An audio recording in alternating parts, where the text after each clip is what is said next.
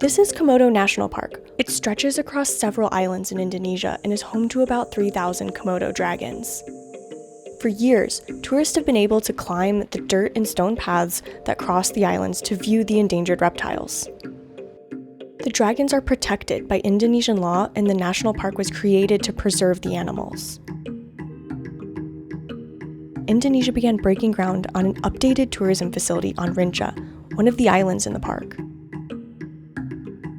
It's, of course, going to have an impact. It's a matter of how big of an impact, where if it's on a small part of the island, then obviously it'll disturb the dragons in a local area. But if it's by a key breeding site, then that can have an issue. If it's by a key hunting area and that disturbs their prey.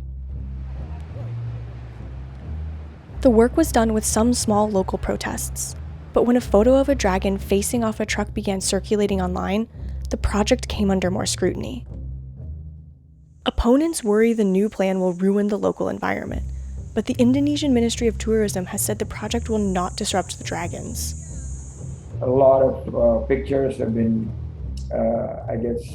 shown in the social media, but we need to make sure that even on the ministry, we are preparing this Labuan Bajo Integrated Tourism Master Plan in accordance with this principle. Komodo National Park is a World Heritage Site, and UNESCO, the United Nations body that gives the site designation, says the project was not discussed with them before the groundbreaking. We are surprised that a permit was granted in 2015 without any contact with the UNESCO, because that would have been the normal procedure.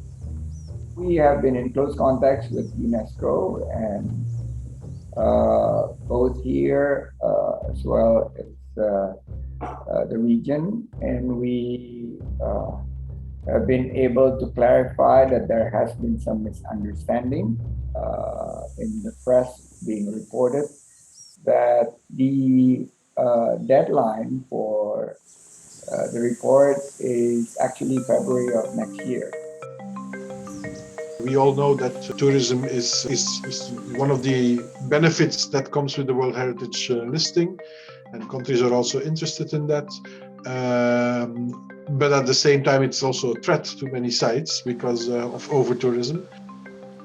How to have a tourism that is respective of the outstanding universal value of the site and still can bring income to the site, to the government, and to the community. UNESCO officials said they are planning a trip to the island to assess the impact of the development, and the opening date for the new Rinca Island facilities has not yet been announced.